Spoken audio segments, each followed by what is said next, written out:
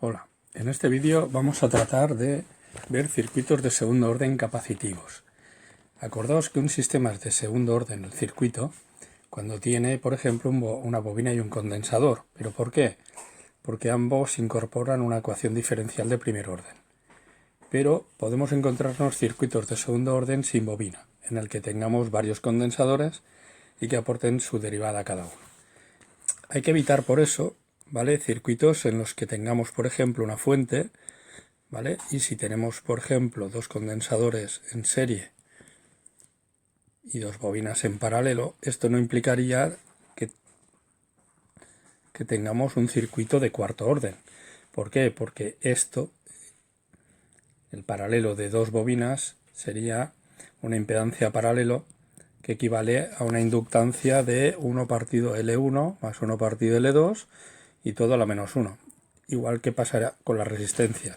Fijaros que además en el dominio de Laplace es muy fácil de ver, porque al estar en paralelo haríamos el inverso de L1S más el 1 partido L2S y esto a la menos 1. Claro, si os dais cuenta, sacando aquí factor común a la S, llegamos a que es cierto que tenemos una impedancia inductiva paralela, ¿vale?, calculada de esta manera. En el caso de los condensadores, fijaros que cuando están en serie sumaríamos las impedancias, con lo cual lo que haríamos sería sumar C1S más 1 partido C2S, que viene a ser que si sacamos factor común a la S, esto es lo mismo que 1C1 más 1C2 y todo dividido por S. Es decir, tengo que esta es la capacidad equivalente paralelo de C1 y C2. Bien, en este circuito seguiríamos teniendo un circuito de segundo orden. Pero lo que vamos a ver a continuación son circuitos de segundo orden en los que lo que realmente tenemos son, pues, como decía, condensadores que no se van a simplificar. Por ejemplo, una fuente y tenemos una resistencia, un condensador, aquí tenemos otro condensador y aquí una resistencia. Como veis, los condensadores, estos C1 y C2, no están ni en serie ni en paralelo, porque no están en serie, no circula la misma corriente por ninguno de los dos, ¿vale? La corriente, vemos aquí que hay una corriente en R1 que se divide entre C1 y C2, luego no están en serie y tampoco están en paralelo, porque tampoco tenemos que la caída de potencial sea la misma en los dos. Tenemos que uno tiene una caída potencial en extremos, que sería esta de aquí, ¿vale? Y este tiene otra aquí. Muy bien, en este caso, ¿qué vamos a hacer? Pues nada, suponiendo que tenemos el circuito transformado, que tenemos una VGDS y que las impedancias de los condensadores son del tipo Z, vamos a cambiar los Cs por Zs, es decir, Z1 y Z2, donde sabemos que Z1 es 1 partido C1S y Z2 pues lo mismo, ¿no? Es el inverso de C2S. Muy bien, ¿y cómo analizamos esto? Bien, este nos recuerda un circuito paralelo. Podríamos hacer la impedancia de estos dos en serie, en paralelo con el Z1, etcétera, etcétera. Ya, pero va a ser un poquito largo, porque este R2, solo con que esté en paralelo, en serie, perdón, vamos a hacer R2 más 1 partido C2ds, que esto nos va a quedar un numerador y un denominador, R2 C2s más 1 y dividido todo por C2ds. Ahora hay que hacer el paralelo, muy largo.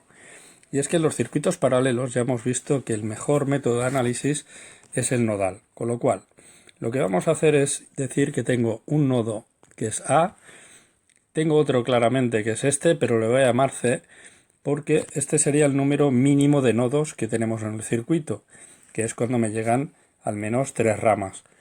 Pero el análisis nodal no dice que no pueda elegir alguno más, por ejemplo, este de aquí. De hecho, fijaros que los programas de análisis, de simulación, como basados en PSPICE, nodos son todos los extremos de los componentes.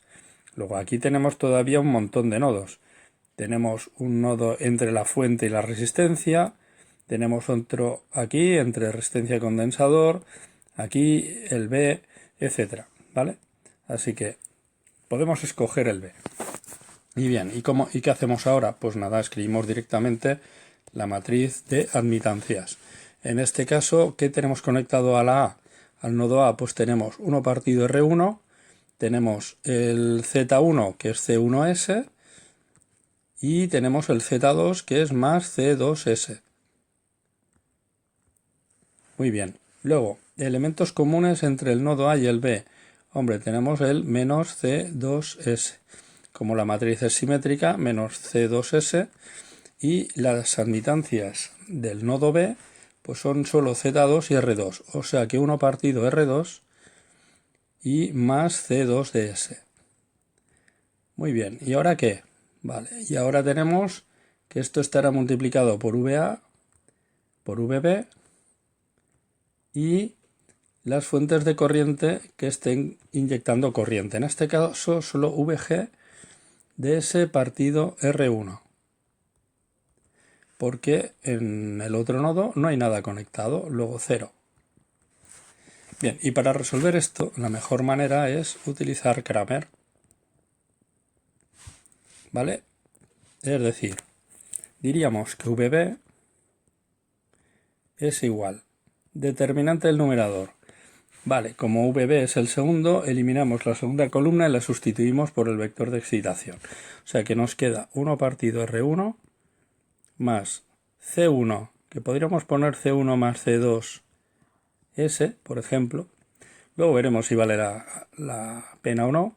C2 de S, este se queda, determinante. Y en el otro ponemos en la segunda columna VG partido R1 y 0. Y cerramos. Y todo dividido por el determinante del circuito, que no sería más que copiar la matriz. Vamos a hacerlo pausando. Vale, hemos bajado la matriz, que en realidad será el determinante, y vamos a calcularla. Bien, la gracia es que en el numerador, como tenemos un elemento que es 0 porque fuente solo aparece en 1, fijaros que la diagonal que va de izquierda a derecha, cuando haga la multiplicación de este por este, esto es 0, y luego este por este negativo. Como hay un menos, me quedará positivo. Con lo cual aquí va a quedar C2S o VG partido R1.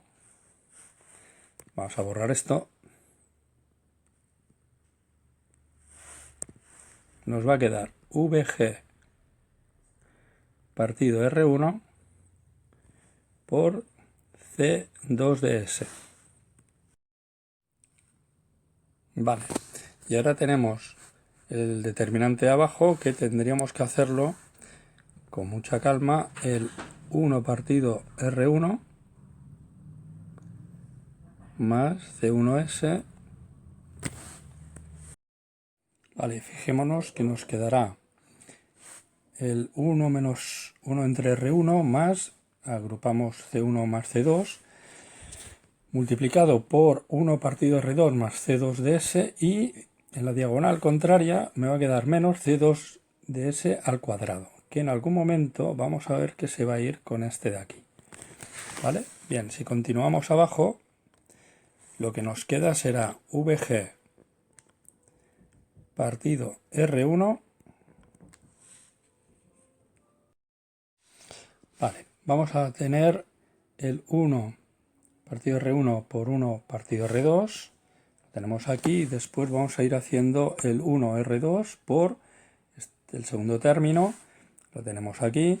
Y por último, ahora el C2 de S por el 1 partido R1 lo tenemos. Y este C2 de S por esta paréntesis de aquí, que me va a quedar C1 de S por C2 de S al cuadrado, que por cierto me lo he dejado. Me falta el C2 por C1. Y va a quedar al cuadrado. Ahora bien, el otro término, se nos va. ¿Vale? Con lo cual, ¿qué tenemos que hacer? Ahora dividiremos solo por C1. De esa manera ya tendremos el polinomio de segundo orden de abajo totalmente arreglado. En total, fijaros que es básicamente 3 pasos de simplificación como otras veces. Bien, aquí lo que tenemos que hacer es ir haciendo las cosas y ordenándolas a la vez, es decir, dividimos por C1, C2, con lo cual el S cuadrado lo ponemos el primero. Ahora buscamos los coeficientes de la S.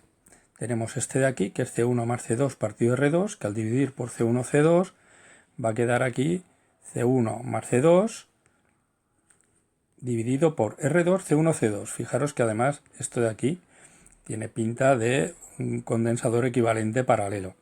Luego, el otro término de la S, que es este de aquí, que es el C2S partido R1, como dividimos por C1, C2, el C2 se va y te queda abajo un R1. Fijaros cómo vuelve a quedar una R por una C. Nos recuerda el paralelo de RLC, donde teníamos también el coeficiente de la S era 1 partido RC. Ahora, lo que no se parece, evidentemente, es el término independiente, que aquí salen como dos constantes de tiempo y nos sale L por C.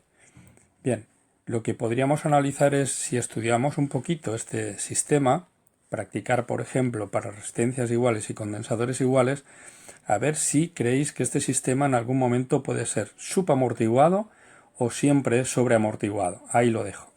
Y luego, por último, acordaros que siempre hay que acabar de sustituir la VG. VG de S, pues dependerá. Si VG de S era constante, pues tendremos que sustituir por lo que toque. Es decir, VGDS, si me dicen que viene de una fuente de alimentación constante, pues será la amplitud partido por S, porque es de tipo escalón. Si viniera de una bobina que se ha cargado, que no es el caso, porque ahí nos falta la bobina, pero que fuera un impulso, pues VGDS, acordaros que entonces es un número, ¿vale? No es el caso, ¿eh? En este caso lo normal es suponer que la entrada es continua, pero nos lo tienen que decir. Y ya está. A partir de aquí, ¿qué podéis hacer? Probar a analizar todas las variantes, es decir, podéis mover a poner aquí donde está este R1 lo dejáis, esto es Z1, aquí R2 y aquí ponéis el condensador y comprobar a ver qué ocurre con el coeficiente de la S que tengáis aquí arriba. Bueno, de la S, perdón, el numerador, a ver qué os sale. Después probar a cambiar los condensadores de sitio. Aquí arriba donde está el R1, como está este de aquí, y aquí una R, ¿vale? Jugando a esas combinaciones os salen lo que veremos en el tema siguiente, como los diferentes filtros, paso bajo, paso alto y paso banda, que vamos a encontrar de segundo orden de tipos pasivos, es decir, con circuitos como este. Nos vemos en el siguiente vídeo.